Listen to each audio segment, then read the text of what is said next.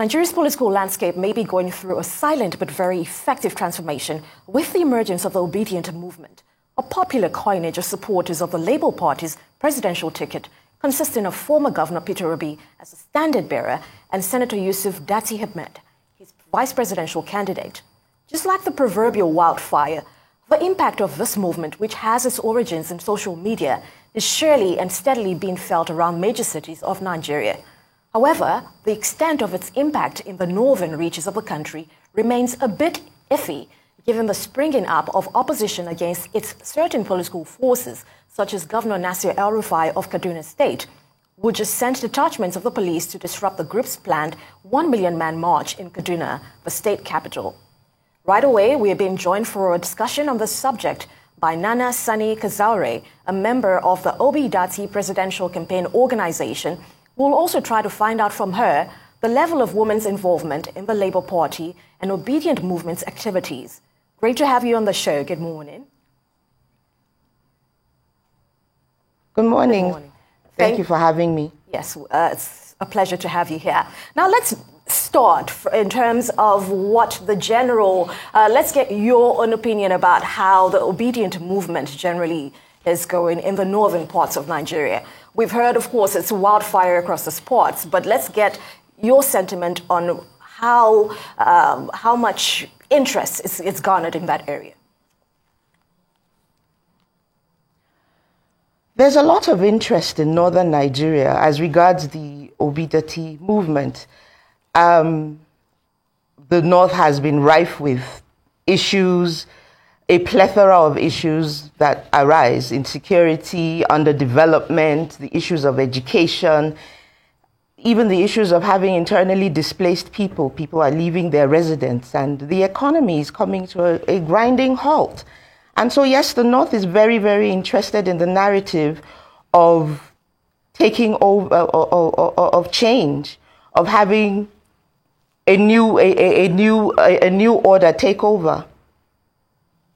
All right, Nana, I understand that, but then I will like an elaborate kind of, insight into the sort of movement that you think that the Obi Datti movement is creating. And I would like you to start from what happened in Kaduna yesterday. Tell us if truly the 1 million man march was able to hold. I know that Port Harcourt, from what we have seen so far on the social media, Port Harcourt rally seems to be quite big, with a number of Nollywood stars being part of that movement. How did it go in Kaduna, and what will you say to what the governor of Katsina State, Aminu Masari, said about your candidate, saying that nobody knows Obi in the north and that he does not think he has what it takes to make an incursion into the northern votes? People are entitled to their opinions, but you see the reality on ground, it differs. It's a different story altogether. One thing that we can say is that it begs the question, why are they rattled by people that they say are just on social media, or that there is no following, or there's no garnering of people wanting this particular candidacy for presidency? You should ask that question. Why are they rattled by us? Why is there a certain feeling that they are threatened? Clearly,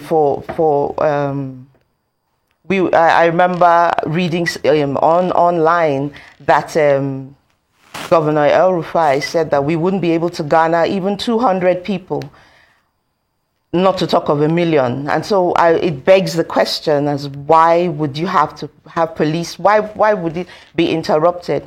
Trust and believe that at a later date, people will converge, people will still march. So far, like you already rightly pointed out, Port Harcourt, Calabar, and even Nasarawa State next door, we've had peaceful marches. So I see no reason why it had to be interrupted yesterday by the Kaduna State government. It means that they have taken note of us and our numbers are growing. Do you have details of what actually happened? Does it mean that the march in Kaduna was truncated by the appearance of the police officers allegedly sent by the Kaduna State government. But of course, that's a rhetorical question, Steve. Of course, okay, it was there to the presence of the police was there to put a chink in the armor. In light of these events that have unraveled with this rally, how does the Labour Party look to address, basically expanding more of its communication in the northern parts of Nigeria? Are you going to continue to face some more resistance, and how do you look to circumvent that reality?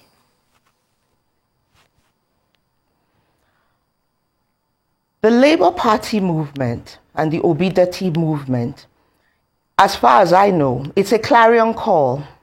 Nigerians are tired, and the North is not exempt from being tired. Underdevelopment is glaring. People want a change, and so yes, we're already making those inroads. I'm just alluding to the fact that there's a very strong social media tool and machinery for the Labour Party. Now, in light of the resistance you've been faced with in the northern parts of Nigeria, how exactly do you intend to communicate more effectively to proposed electorate from these parts of the country? In the northern part of the country? Yes, please. We are already in talks with people. We have our women leader who is also from Gombe State, and we are already making those inroads. It's beyond us. The social media presence that you talk about is run by people. They're not robots. And so there is that social media presence even in the north. It's there, you can see it. There's a growth for the movement even in the north. All right, Nana, let me ask you this. I know that all the marches that are holding at the moment are basically like dress rehearsals to the actual campaign, which for the presidential candidates won't start until towards the end of next month. So my question to you is that... Next month. Yes, next month. So after all these dress rehearsal million-man marches, what specific strategies do you think do you have in place for the Obidati movement when the campaign actually starts? Because you will have almost 5 full months of campaign that can stretch anybody. That will require enormous resources. That will mean possibly having your flag bearers touching all the 36 states of the Federation. What strategies, therefore, do you have? And are you ready in terms of the war chest to go the whole log against the more formidable APC and the PDP? Of course we are ready. You can already see that we have garnered a lot of goodwill from the Nigerian people. And if you believe in something, you will invest in it. So yes, people are investing their time, their money, and their efforts to help in the campaign. As long as it's within the ambit of the law, there's nothing wrong in fundraising for our campaign to pull through in Nigeria across the 36 states. May I ask you as a follow-up, what got you drawn to this movement, the Obidati movement, given the fact that you're possibly not ordinarily a Labour Party supporter? You've got Atiku Abubakar, who's a northerner, and then you have the APC having a formidable northern running mate. My point is, you personally, what is the attraction to the Labour Party and to the Obidati movement for you? The attraction is very simple. We asked for change, and we followed that narrative in 2015. We were promised that change. We didn't get that. And so our tired is actually tired. We didn't get that change. We didn't know where we were headed. We were told that there would be a change. And we haven't seen it. We are where we are now because it goes without saying the economy is coming to a grinding halt. People can't do business freely. We can't move freely within our own country. And the matters of insecurity, Look at, for instance, our tertiary institutions. When you 16 years of the PDP and now 7 years with the APC, cumulatively it's about 70 months. When you put 70 months together, that's almost 6 years that that students have lost. We just want a new order, and we want somebody younger, more vibrant. You know, Nigerians are very, very more aware today than we were a few years ago, and that is what attracted me to the narrative and to the promise that the Labour Party holds. Right, Nana. So, in light things just need to change. And talking about change, in light of the attractiveness of what has become widely known as a third force pretty much in this race, there is also a widespread criticism that the Labour Party is lacking in an established political structure. What would you say in response to that? Is this a misconception? Clearly, that's a misconception. The people are the structure. Without the people, you have no structure. And you can already see that the Labour Party, the party to which I belong, is already gathering. The people are moving to the next train, which is the Labour Party. And they're all welcome. Yes, we have structure. And those structures will vote. Yes, people, well, of course, we know that campaigning is not cheap. Like you rightly pointed out, the presidential candidate is he's not a man without means. He's not a man without his own connections. And as we see it today, he's not a man without the support of the Nigerian people. So yes, frugality should not be looked upon as foolishness. In fact, it should be applauded. Because that's what we need in this country right now. We need somebody who is frugal, who understands that every penny counts. Not just to throw it around, but to make sure that the resources that we have at our disposal are properly dispersed and used properly for what it is meant for. That's fine. That's fine. But beyond prudence, what specific change do you think that Obi Datti will bring to bear in governance in terms of redirecting the economy? A lot of people who have accused your candidate of always getting his statistics wrong. He asks people to verify, but then when they fact check, some of the things he says are not always accurate. In the area of economy and the area of turning, the country around, what specific expectations do you think that Nigerians should have if Obi Datti movement, gets to Aso Rock next year?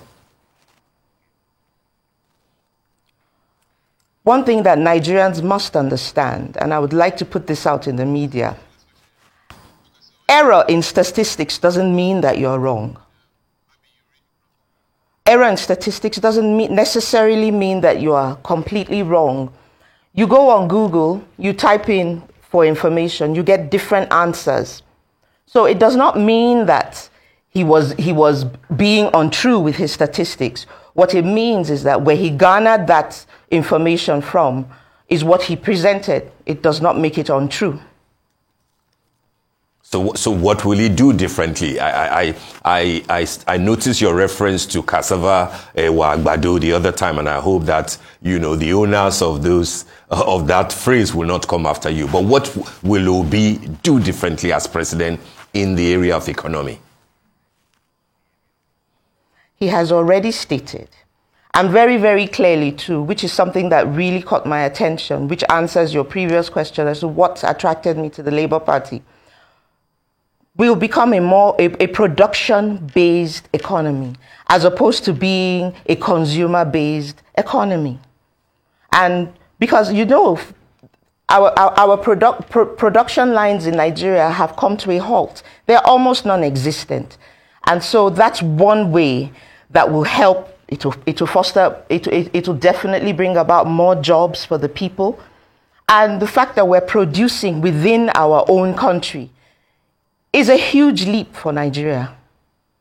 Right. It's a huge leap. And on that note, we want to thank you very much for joining us this morning. Nana Sani Kazari, member of the Obi Dati Presidential Campaign Organization. Many thanks for joining us.